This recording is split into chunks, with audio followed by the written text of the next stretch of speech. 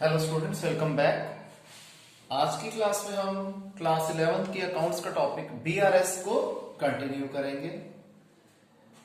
आइए हम लोग करते हैं इलस्ट्रेशन 17।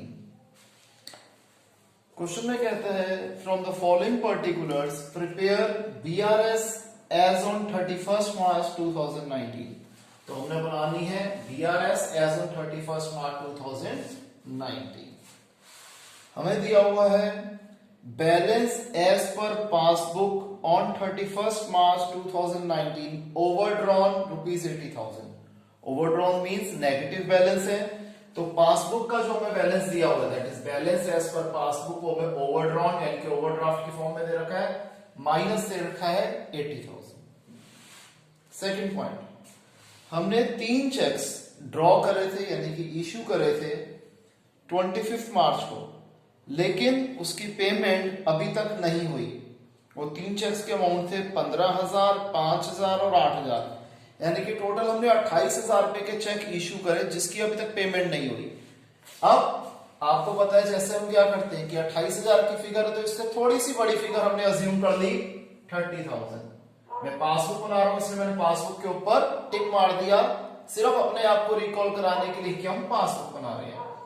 जब मैंने 28,000 के चेक इश्यू करे तो मैं क्या मान लूंगा कि मेरा बैलेंस 28,000 से रिड्यूस हो गया, तो मैंने अपनी कैश बुक के बैलेंस को 28,000 से रिड्यूस कर दिया यानी कि मेरा बैलेंस आ गया 2,000।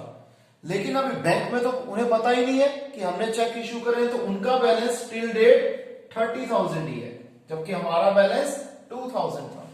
अब हम इसे रिकंसाइल कैसे करेंगे?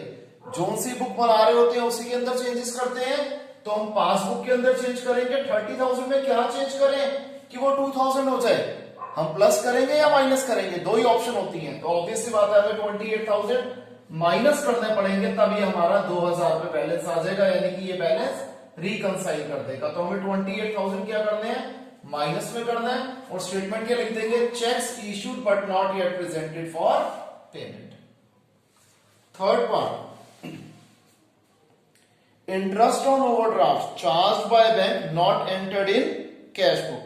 बैंक ने ओवरड्राफ्ट का 2,000 रुपए इंटरेस्ट हमसे चार्ज कर दिया, जो कि हमने पासबुक में, तो ऑब्वियसली बात है जब बैंक ने चार्ज किया तो पासबुक में वो एंटर हो गया, लेकिन वो कैश बुक में हमने एंटर नहीं किया। मैंने 2,000 की फिगर थी तो 3,000 का बैलेंस अज्यूम कर लिया। बैंक ने मेरा 2,000 से बैलेंस रिड्यूस करके क्या बैलेंस कर दिया? 1,000। मुझे इसके बारे में कुछ पता ही नहीं है, मैंने अपनी कैश बुक में एंट्री नहीं करी, मेरा कैश बुक का बैलेंस है 3,000। जोन सी बुक बना रहे होते हैं चेंजेस उसी के अंदर कर सकते हैं। 1,000 में मैं क्या प्लस या माइनस करूं कि 3,000 आ जाए? ऑब्वियसली बात है मेरे को 2,000 रुपए प्लस करने पड़ेंगे, तब मेरा बैलेंस रिकंसाइल कर जाएगा कैश बुक के बैलेंस से। तो मैंने 2,000 रुपए प्लस साइड पे लिख दिए, और क्या लिखूंगा? Interest on overdraft not entered in cash book. Fourth point, एक आउटस्टेशन चेक था 30,000 रुपए का, जो कि हमने बैंक में डिपॉजिट करा दिया, लेकिन उसकी पेमेंट अप्रैल में आई। जब हम बना रहे हैं 31 मार्च 19 को, तो 31 मार्च 19 तक के बैलेंसेस को हम कंसीडर करते हैं। अब क्या हुआ, जब मेरे को 30,000 रुपए का चेक मिला तो मैंने तो मान लिया कि मेरा बैलेंस यानी कि कैश बुक का बैलेंस 30,000 रुपए से बढ़ गया, लेकिन बैंक बैलेंस के अंदर कोई चेंज नहीं आया। यहां पे मैंने 30 से थोड़ी बड़ी फिगर 35,000 की फिगर अज्यूम कर ली थी, तो कैश बुक का बैलेंस है 65,000 जबकि पासबुक का है 35,000। अब मैं 35,000 में क्या चेंज करूं कि ये 65 हो जाए? ऑब्वियसली बात है मैंने 30,000 ऐड कर दिया, यही लिख देंगे cheque send to bank but not yet collected. Fifth point, 10,000 रुपए का इंश्योरेंस प्रीमियम बैंक ने डायरेक्टली हमारे बिहाफ पे पे कर दिया, जो कि हमने कैश बुक में एंटर नहीं करा। 10 से थोड़ी बड़ी फिगर मैंने 12,000 रुपए की फिगर अज्यूम कर ली। बैंक ने 10,000 रुपए पे कर लिए, क्योंकि हमने बैंक को स्टैंडिंग इंस्ट्रक्शंस दे रखी थी कि जब भी ऐसा कोई पेमेंट आए तो आप हमारे बिहाफ पे फटाफट पेमेंट कर देना।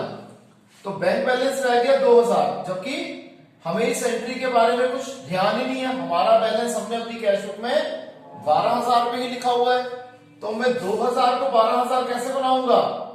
10,000 रुपए में इसमें प्लस कर दूंगा, तो यही मैंने 10,000 रुपए प्लस साइड पे लिख दिए। Insurance premium paid by bank not entered in cash book.